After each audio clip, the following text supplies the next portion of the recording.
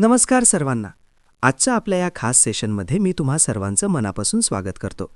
आजचा आपला विषय आहे नवीन ITI इन्स्ट्रक्टर नोंदणी. स्किल इंडिया डिजिटल हब पोर्टलवर आपली नोंदणी अचूक आणि कोणत्याही चुकांविना कशी करायची याची टप्प्याटप्प्याने आणि अगदी सोप्या भाषेत माहिती आपण आज घेणार आहोत. चला तर मग सुरू करूया. मित्रांनो, मी तुमचा ITI ॲडमिनिस्ट्रेशन ट्रेनर आहे. आजच्या ओरिएंटेशन सेशनमध्ये आपण न्यू इन्स्ट्रक्टर रजिस्ट्रेशनची प्रक्रिया सविस्तर समजून घेणार आहोत. आपला मुख्य उद्देश काय आहे तर हा फॉर्म भरताना तुमच्याकडून कोणतीही चूक होऊ नये आणि तुमची नोंदणी पोर्टलवर अगदी यशस्वीपणे पूर्ण व्हावी. लक्ष देऊ नये का, कारण ही माहिती तुमच्या खूप कामी येणार आहे. कोणतीही नवीन गोष्ट सुरू करण्यापूर्वी त्याचा रोड मॅप किंवा रस्ता माहिती असणं खूप गरजेचं असतं. या स्लाइडवर तुम्ही आपला रजिस्ट्रेशन रोड मॅप पाहू शकता. ही प्रक्रिया एकूण 6 मुख्य टप्प्यात विभागलेली आहे. स्टेप 1 मध्ये तुमची वैयक्तिक माहिती, स्टेप 2 मध्ये शालेय शिक्षण, स्टेप 3 मध्ये व्यावसायिक शिक्षण, स्टेप 4 मध्ये तुमचा अनुभव, स्टेप 5 मध्ये सध्याच्या नोकरीची माहिती आणि स्टेप 6 मध्ये तुमच्या ऑथराइज्ड ITIची निवड करायची आहे. आणि शेवटी हे सगळं तपासून आपल्याला फॉर्म सबमिट करायचा आहे. एकदम सोपं आहे, घाबरण्याचं काहीच कारण नाही. आता फॉर्म भरायला बसण्यापूर्वी काही पूर्वतयारी करावी लागते, बरोबर? जसं स्वयंपाक करण्यापूर्वी आपण साहित्य जमा करतो, तसंच फॉर्म भरण्यापूर्वीही काही महत्त्वाची कागदपत्रे तुमच्याजवळ काढून ठेवा. स्टेप 1 साठी आधार कार्ड जवळ ठेवा. हे फक्त माहिती बघून भरण्यासाठी आहे, अपलोड करायचं नाहीये.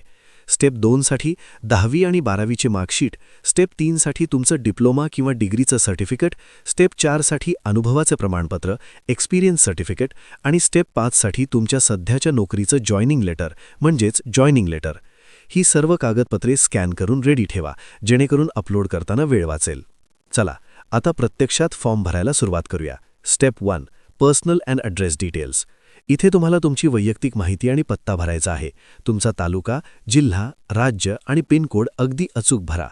एक महत्त्वाची सूचना, पत्ता भरताना तुमच्या आधार कार्डवर जसा पत्ता आहे अगदी तसाच भरा. स्पेलिंग मिस्टेक टाळा.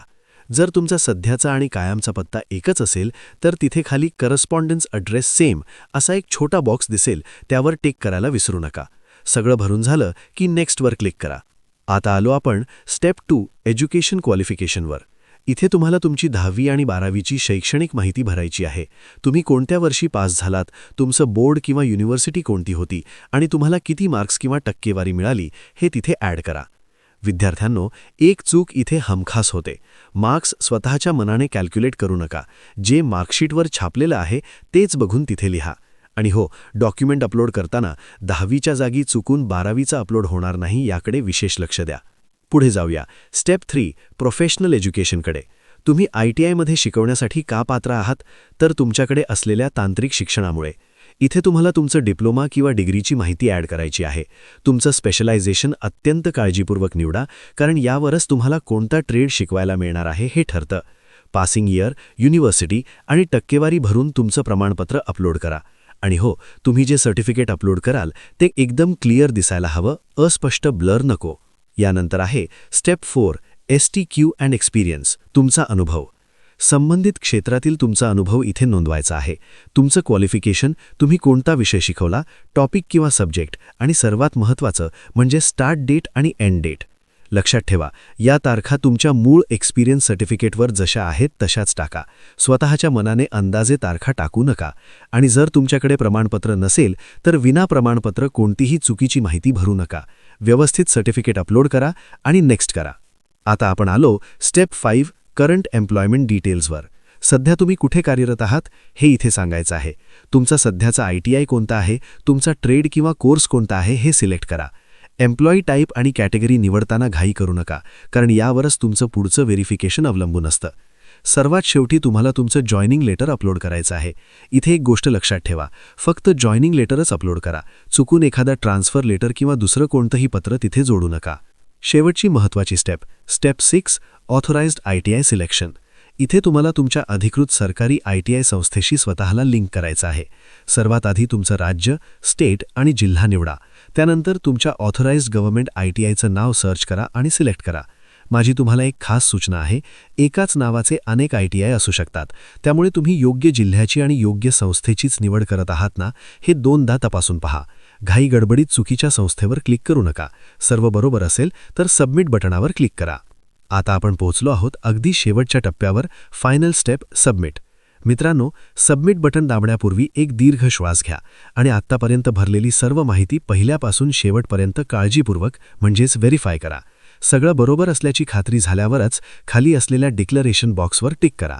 हे प्रमाणित करतं की तुम्ही दिलेली सर्व माहिती खरी आहे आणि मगच अंतिम सबमिट बटनावर क्लिक करा. लक्षात ठेवा, एकदा का फॉर्म सबमिट केला की त्यात बदल करणं खूप कठीण असतं, त्यामुळे न तपासता घाईघाईत फॉर्म सबमिट करू नका. कधीकधी पोर्टलवर काम करताना काही तांत्रिक अडचणी येऊ शकतात. त्यासाठी हा आपला ट्रबल शूटिंग गाईड.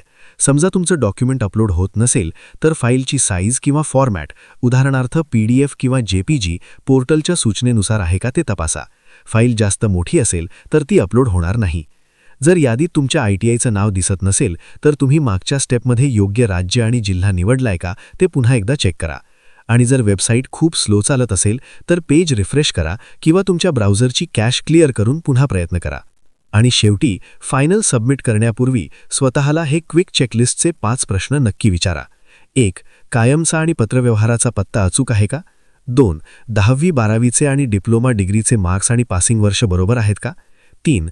अनुभव प्रमाणपत्र आणि जॉइनिंग लेटर व्यवस्थित अपलोड झाले आहेत का? 4. योग्य ऑथराइज्ड ITIची निवड केली आहे का? आणि 5. डिक्लरेशन चेकबॉक्सवर टिक केला आहे का? या सगळ्यांची उत्तरं हो असतील तर तुम्ही तयार आहात. मूळ कागदपत्रे सोबत ठेवा आणि अतिशय आत्मविश्वासाने तुमची नोंदणी प्रक्रिया पूर्ण करा. तुम्हा सर्वांना माझ्याकडून खूप खूप शुभेच्छा. धन्यवाद. नमस्कार.